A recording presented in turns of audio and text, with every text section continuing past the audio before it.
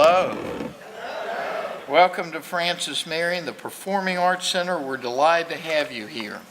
For those who only see me in a suit once or twice a year, my name's Fred Carter, okay? And I will tell you, it's a reflection of the enormous respect that for the two recipients that we have today for this award that we've all dressed up and worn suits today. First of all, let me welcome you here. This is actually the 5th Marion Medallion Award ceremony that we've conducted. Many of you know that in 2012, the Morning News and Francis Marion came together and decided that we were going to present a region-wide award once a year, recognizing the men and women across this region that essentially contribute their time and effort in community service and service of others within the region, within their municipalities, within their neighborhoods.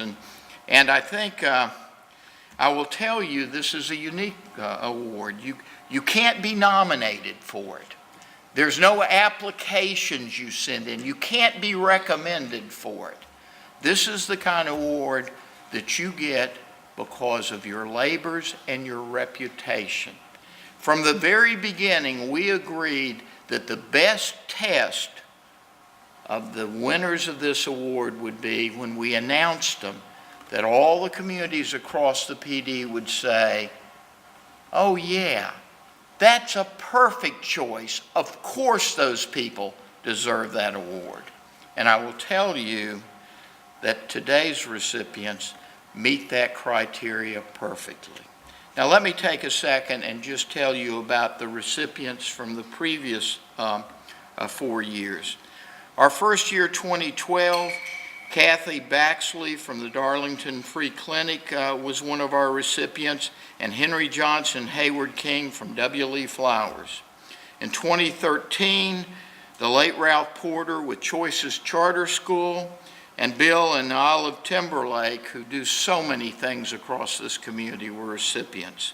In 2014, Henry Beatty with the who does so much on behalf of the homeless with Clyde Odom. And Clyde, I think you're here to, Clyde's in the back. Let's give Clyde a hand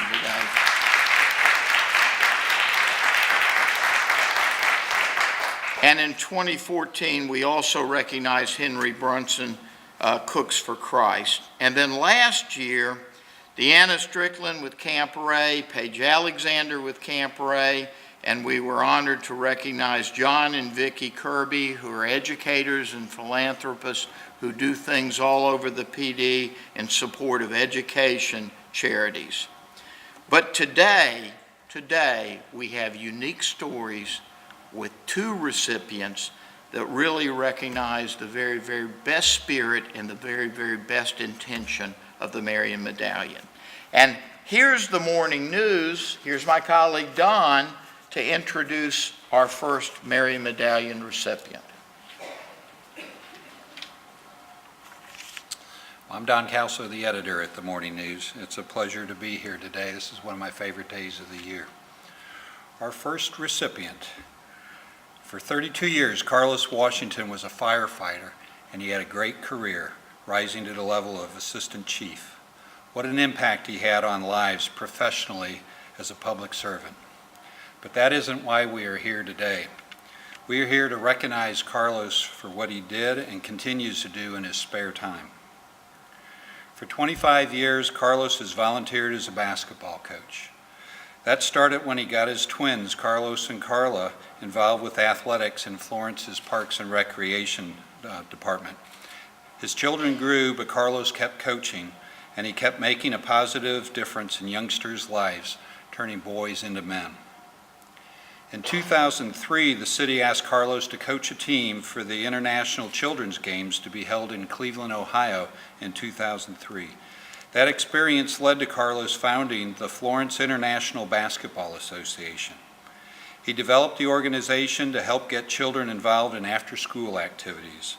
The program has blossomed into a strong sports program and an avenue for children to further their education. In 2004, Florence had one team in the International Children's Games. In 2005, it had 5 teams. The next year, it had 7. As Carlos says, it just got crazy after that. This summer, he'll be taking a team to Taiwan. It is almost like dropping a seed in the ground, Carlos says. Something sprouts up and all of a sudden you look up and there's a tree. In the past 6 years, 60 high school seniors have played for FIBA. 50 of them have received full or partial scholarships to colleges.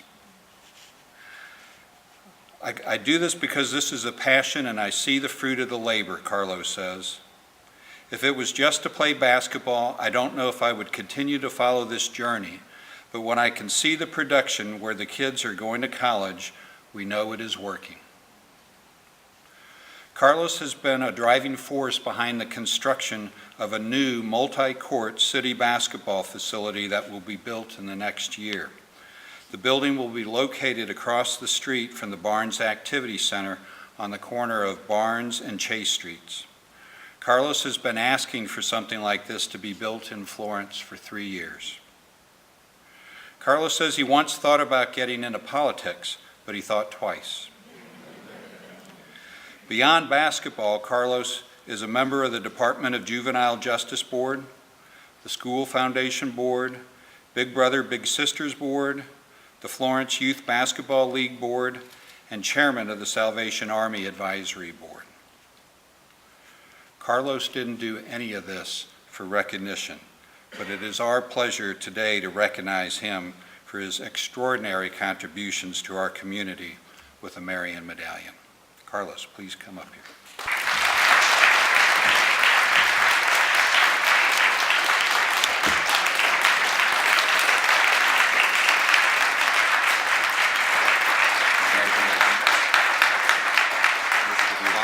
With the box too. Can you say a few words? Okay.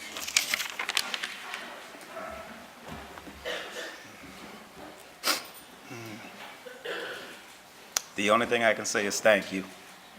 But first, I must give honor to my Lord and Savior Jesus Christ, who made all of this possible. You couldn't write this. I'll be honest about that.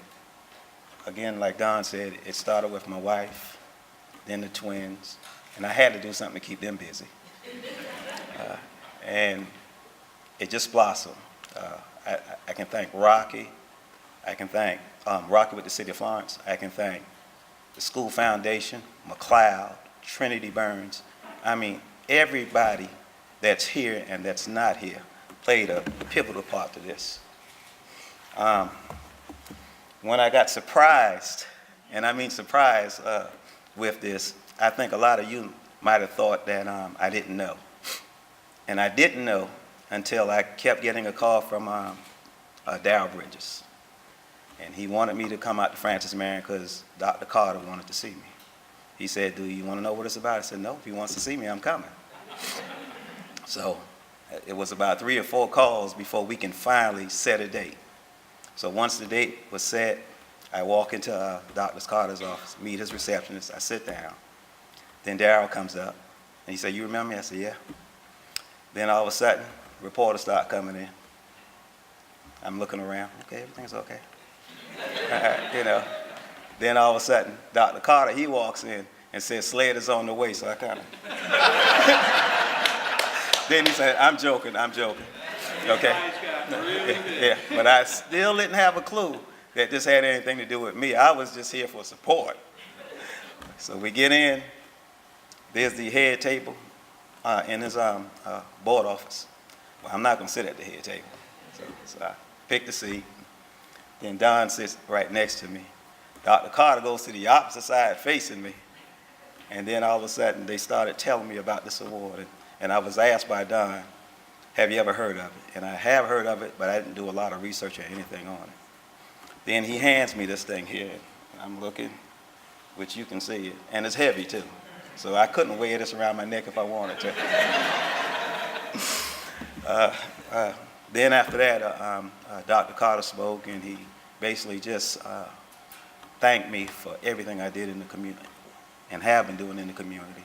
And I'll be the first one to tell you, and this is what I told him, I don't do this for the awards. And especially now, I'm in my retirement age now, so I'm not looking for this, but I was humbly surprised.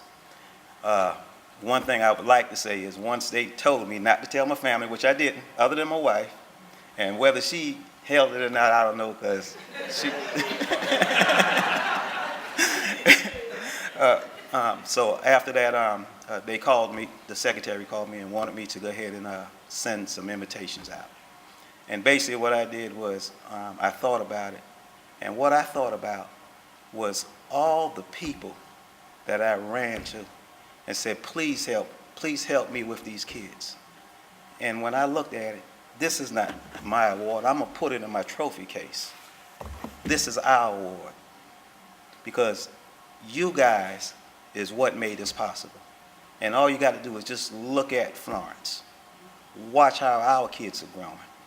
I'm so proud to be a part of Florence, but I thank you.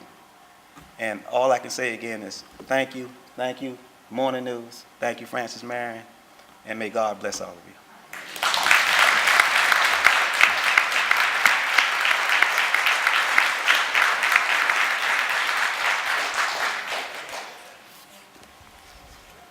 Carlos, SLED did promise me they'd be here today. Let me move to the second recipient of the Marion Medallion today. The second recipient is really our first organizational award, and it goes to Manor House this year. You know, Manor House has been taking care of the disadvantaged in this community since July 4th, 1987. They've been their brother's keeper. Every day, Monday through Friday, they provide breakfast and lunch, 52 weeks a year, with special meals on holidays. There are 4 employees at Manor House, but in truth, there are more than 90 volunteers that come in and support Manor House from around the community. Many of those volunteers are folks who help serve, clean, sort, just about every single day of the week. And they talk to the clients that are a part of Manor House in providing support and guidance and advice. Manor House serves between 50 and 150 meals. They also operate an emergency food pantry Monday, Wednesday, and Friday from 9 to noon. And they'll supply those in need with the ability to take out a 2-week supply of food and come back when those 2 weeks are up. The numbers of meals are unpredictable. So's the menu.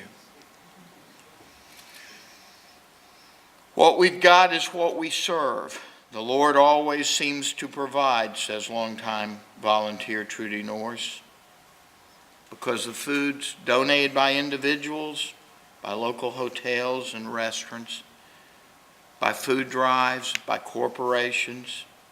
I'm very, very proud to tell you that Francis Marion is a contributor to the food and the support, as is Florence School District number 1. Manor House needs $120,000 a year to operate. So it's not just food and volunteers, but it's the cash support that's also critical to maintain that wonderful organization. And you know, every year, year after year, the money comes in for Manor House to survive, which makes Manor House not just a serving organization, but an organization that's served by the entire community and by the entire region.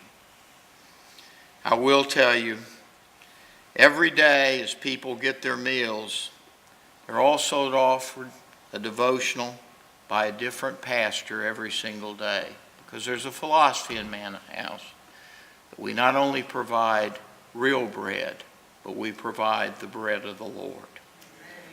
And that spiritual support is an important sustaining force in this organization. And since 1987, that spiritual force has been an important part of defining Manor House as something other than just another organization that provides food to the disadvantaged. Manor House is a full-purpose organization. The staff and volunteers develop strong relationships with many of the people they serve. And it won't surprise anybody in this room that those relationships extend outside that building into their homes and into the community. They provide encouragement and support, and they refer them to other organizations where they can provide other services, medical support, and the like. The men and women of Manor House, Daphne Tedder, Cornelius Gostin, Christine Harrison, that wonderful board of directors, and those 90 or so volunteers that are a part of that organization are richly deserving of our praise today. But more specifically, they're richly deserving of the Marion Medallion. Ms. Tedder, will you come forward and accept this on behalf of the organization?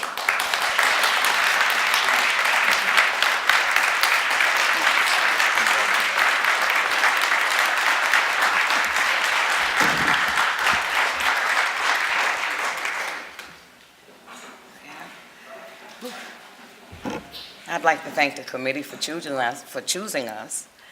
We're very humbled to be chosen to be this recipient of this award. My volunteers, they really came out good today. I'm so proud of you guys. Stand up and give yourself a hand.